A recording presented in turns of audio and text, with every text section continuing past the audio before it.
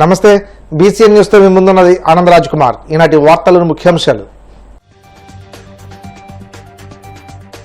కేంద్ర మంత్రి నిర్మలా సీతారామన్పై ప్రశంసలు కురిపించిన పయ్యవుల కేశవ్. ఆమె కఠినంగా ఉన్న అందులో అమ్మతనం చూశానన్న ఏపీ ఆర్థిక మంత్రి. ఏపీలో మరో 6 కొత్త విమానాశ్రయాలు. భోగపురం ఎయిర్పోర్టు నిర్మాణాన్ని గడువు కంటే ముందే పూర్తి చేసి ప్రారంభిస్తామన్న మంత్రి బీసీ జనార్దన్ రెడ్డి. ఆదాయం వచ్చే అన్ని శాఖల్లో వేలుపెడుతూ తనకు ఇచ్చిన శాఖను మాత్రం మంత్రి నారా లోకేష్ గాలికి వదిలేశారు. విమర్శలు గుప్పించిన మాజీ మంత్రి అంబటి.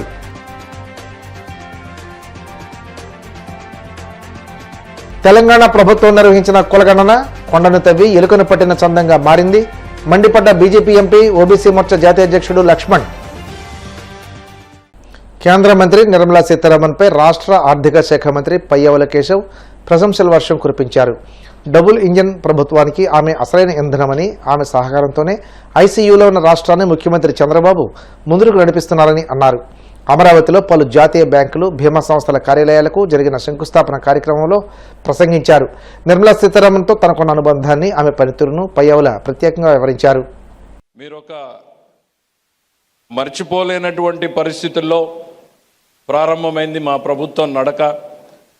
ఐసీయూలో ఉన్నటువంటి రాష్ట్రాన్ని ఎలా ముందుకు తీసుకెళ్లాలి అని చంద్రబాబు నాయుడు గారి ఎక్స్పీరియన్స్కి, మీరు అక్కడి నుంచి అందిస్తున్నటువంటి సహకారానికి నరేంద్ర మోడీ గారి ప్రభుత్వానికి ఈ రాష్ట్రం తరఫున హృదయపూర్వకంగా రుణపడి ఉంటామనేటువంటిది ఈ సందర్భంగా తెలియజేయాలనుకుంటున్నాను మేడం. ఇవాళ మీరు రావడం కాదు మేడం, మీతో పాటు దేశ ఆర్థిక వ్యవస్థను మొత్తం తీసుకొచ్చారు. ఇక్కడ ఉన్న వాళ్ళని ఒక్కొక్కరిని చూస్తూ ఉంటే వాళ్ళ అపాయింట్మెంట్ల కోసమే దాదాపు ఎంతోమంది వెయిట్ చేయాల్సినటువంటి పరిస్థితులు వచ్చేవి. The great State Bank, the great Union Bank of India, Bank of Baroda, the Canara Bank, the Bank of India, Indian Bank, Central Bank of India, NABARD, Andhra Pradesh Grameena Bank, State Cooperative Bank, Punjab National Bank, Indian Overseas Bank, IDBI Bank Limited, and the largest investor LIC of India and the New India Assurance Company. దేశ ఆర్థిక వ్యవస్థ మొత్తం ఈరోజు బొంబాయిలో లేదు, అమరావతిలో ఉంది అనడానికి ఇంతకన్నా మీరు మాకిస్తున్నటువంటి సపోర్ట్కి ఇంతకన్నా వేరే ఏం ఎగ్జాంపుల్ అవసరం లేదు madam. With all the whole heartedness you have been supporting us and we shall be ever grateful to you. నా స్పీచ్లోకి వెళ్ళే ముందు వారితో నాకున్నటువంటి ఒక సంవత్సరంలో నా అనుభవాలను 2 పంచుకోవాలనుకుంటున్నాను. నేను రాజకీయాల్లో 40 సంవత్సరాలుగా ఉన్నా, చంద్రబాబు నాయుడు గారితో ప్రతిరోజు నేర్చుకుంటూనే ఉన్నా. మేడం గారిని కలిసే మొదటి రోజుల్లో చాలామంది చెప్పారు, she's a tough lady. Yes, she's tough. ఇంట్లో అమ్మ కూడా అంతే కఠినంగా ఉంటుంది. మన ఇంట్లో ఆ కఠినంగా అమ్మ లేకపోతే మనం ఇట్లా తయారైండే వాళ్ళం కాదు. అడిగినవన్నీ అమ్మ కొనివ్వదు, అడిగినవన్నీ అమ్మ ఇవ్వదు మన చేతికి. ప్రతిరోజు ఐస్ క్రీమ్లు ఇవ్వదు, ప్రతిరోజు బట్టలు ఇవ్వదు, ప్రతిరోజు మనం చేయాల్సినవి చేయదు. ఏది అవసరమో, ఎప్పుడు అవసరమో అప్పుడే ఇస్తుంది తల్లి. అలాంటి అమ్మతనాన్ని ఆమెలో చూశాను నేను. If she's tough, yes she's really tough. If it is not in the interest of the state, if it is not in the interest of the people, it is not interest of the financial discipline, she's tough. కోపం ఎక్కువ అంటారు madam, I'm taking liberty please. కోపం ఎక్కువ అంటారు. Yes, time waste చేయడం అంటే ఆమెకు కోపం ఎక్కువ. ఎవరైనా టైం తీసుకుంటే, if she gives a time, amazing. 40 సంవత్సరాల్లో చాలామందిని చూశాను నేను. She comes thoroughly prepared. మనం ఏ సమస్యతో వెళ్తున్నాం ముందు అడుగుతారు, ఇచ్చిన తర్వాత అసలు పాసిబుల్ సొల్యూషన్స్తో వస్తారు. And she expect the same homework from us.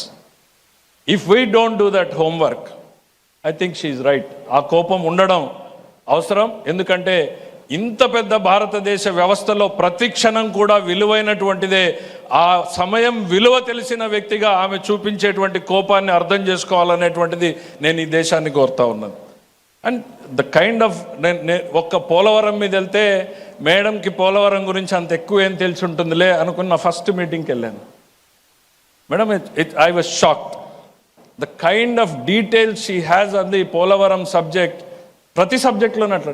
A communication ఎప్పటి నుంచి స్టేట్ నుంచి గవర్నమెంట్ ఆఫ్ ఇండియాకి వచ్చింది, what is the government of India response to it, what is ministry of water resources to it, what did the finance. She has the thorough understanding of the issue, and she comes prepared like that, and she expects us to prepare like that. And we are trained with Chandrababu Naidu garu. We also do our homework before coming to you, ma'am. But still, there's lot to learn from you. Every time we come, we learn a new thing. In fact, మీరు tough అంటే మేము అనుకునే వాళ్ళం. మేము పెరిగినటువంటి రాజకీయ వాతావరణంలో మా స్కూల్ హెడ్ మాస్టర్ కూడా చాలా టఫ్ అని. ప్రతిరోజు మామూలుగా స్కూల్ పిల్లలకి క్వార్టర్లీ ఎగ్జామ్స్ ఉంటాయి, హాఫ్ ఇయర్లో ఉంటాయి, ఇయర్లో ఉంటాయి. మా ముఖ్యమంత్రి గారి దగ్గర ప్రతిరోజు మాకు పరీక్ష. Every day is a test. మేము అనుకునే వాళ్ళం డే స్కాలర్స్గా ఉన్న మా పరిస్థితి ఇట్లా ఉంటే ఇంట్లో ఉన్న లోకేష్ గారికి పట్ల ఇంకెంత టఫ్గా ఉంటారో అనేటువంటిది.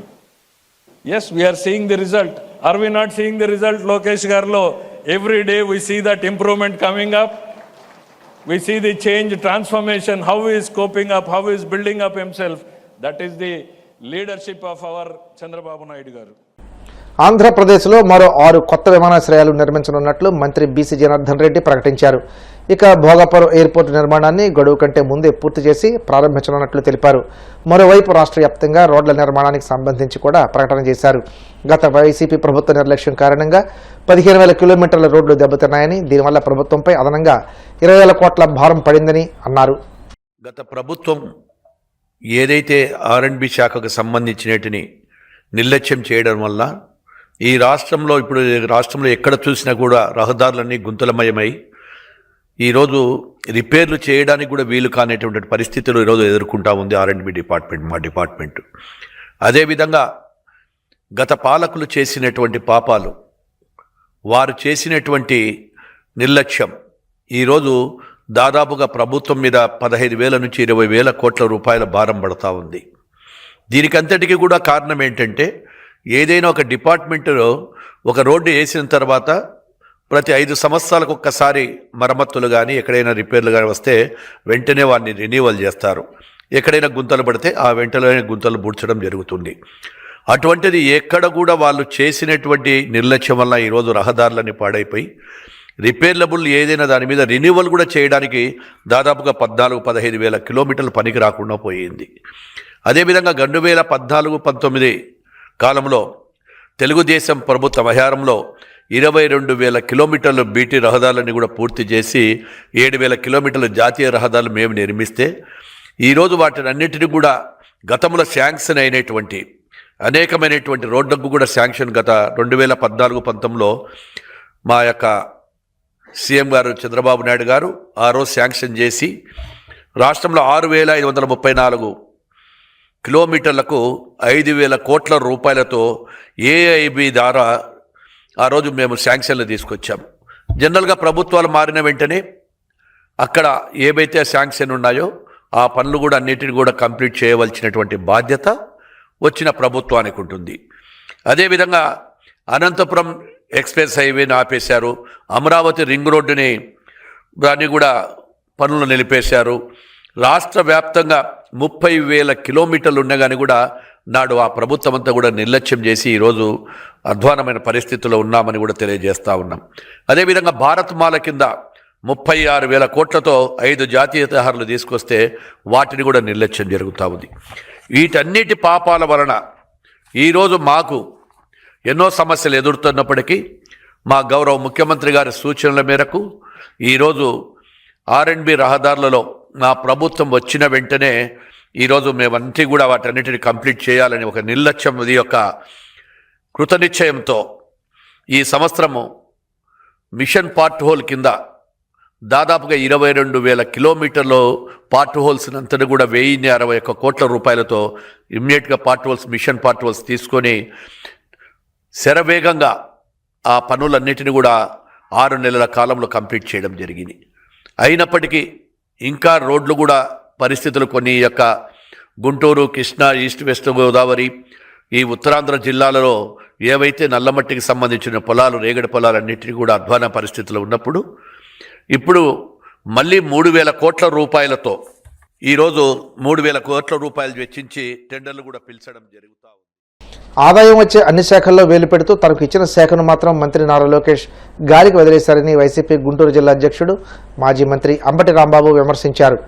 తాడేపల్లిలోని వైసీపీ కేంద్ర కార్యాలయంలో మీడియాతో మాట్లాడుతూ నారా లోకేష్ విద్యారంగాన్ని భ్రష్టు పట్టించారని ధ్వజమెత్తారు.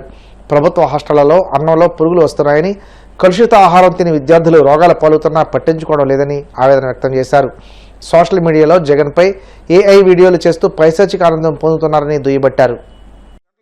గంటన్నర సేపు మన గురువు గారి ఉపన్యాసమే, ఎవరు లోకేష్ గారి నాన్నగారి ఉపన్యాసం. పాపం పిల్లలు అల్లాడిపోయారనుకో, నేను సుత్తంతా చెప్పుకొచ్చాడు. 45 ఏళ్లకే నేను ముఖ్యమంత్రిని అయ్యాను అన్నాడు. అంటే ఆదర్శంగా ప్రజలకి లేదా విద్యార్థులకి అర్థం కావాలనే ఉద్దేశంతో. ఎస్ కమాన్, నువ్వు ఎలా అయ్యావు చెప్పు, చెప్పాల్సింది వాళ్ళకి. ఎవరికి? ఆ విద్యార్థులకు నువ్వు ఏ విధంగా ముఖ్యమంత్రి అయ్యావో, ఎన్టీ రామారావుని ఏ విధంగా వెన్నుపోటు పొడిచి అయ్యావో, ఏ విధంగా మీడియాని ఉపయోగించుకొని ఎన్టీ రామారావు గారిని అపాస్పాలు చేశావో, ఎన్టీ రామారావు గారి కుటుంబాన్ని ఏ విధంగా వాడుకున్నావో, వెంకటేశ్వరుని వాడుకున్నావు, హరికృష్ణ వాడుకున్న తర్వాత వాళ్ళ తొంగలు దొక్కినటువంటి విధానాన్ని నువ్వు చెప్పుంటే ఆ పిల్లలు నీకు చెప్పేవాళ్ళు సమాధానం గట్టిగా. పాపం అదేం తెలియదు కదా, పాపం చేతులు కట్టుకుని వాళ్ళు విన్నారు, నువ్వు పంతులు చెప్పినట్టుగా చెబుతుంటే వాళ్ళు విని కాముగా వెళ్ళిపోయారు. కాముగా వెళ్ళిపోవడమే కాదయో, దానిలో ఒక పాత్రధారుణ్ణి ఒక టీవీ ఇంటర్వ్యూ చేసింది. ఇంటర్వ్యూ చేస్తే సరే అతను ఏదో పాత్ర వహించాడు, ఏ పాత్ర వహించాడో నాకు తెలియదు, నాకు అనవసరం కూడా. ఎవరు నీ ఇష్టమైన పొలిటీషియన్ అంటే, నా hero, super hero Jaganmohan Reddy అని చెప్పాడు. చూసారా మీరు? చూడపోతే చూడండి. అంటే ఎందుకయ్యా నీకు జగన్మోహన్ రెడ్డి అంటే ఇష్టం అంటే, స్కూళ్ళు బాగు చేశాడండి, చదువులు బాగు చేశాడండి అని చెప్పాడు. తర్వాత దాన్ని ఏదో తిమ్మిని బొమ్మిని చేసి మళ్ళీ అతని చేత ఏదో చెప్పించుకోవడానికి ప్రయత్నం చేశాను. నేను చెప్పదలుచుకున్నటువంటి అంశం ఏమిటంటే, నువ్వు పిల్లల్ని ఎంత ట్రైనింగ్ చేసినా వారి గుండెల్లో జగన్మోహన్ రెడ్డి ఉన్నాడు. ఎందుకో తెలుసా? విద్యాలయాలని బాగు చేసినటువంటి వ్యక్తి, ఇంగ్లీష్ మీడియంను తీసుకొచ్చినటువంటి వ్యక్తి, ప్రతి వ్యక్తికి, ప్రతి పిల్లవాడికి విద్య కావాలని భావించినటువంటి వ్యక్తి, అమ్మఒడిని తీసుకొచ్చి ప్రవేశపెట్టినటువంటి వ్యక్తి. అందువల్ల విద్యార్థుల హృదయాలలో ఆ నోట విని ఆయన సూపర్ హీరోగా భావించారు.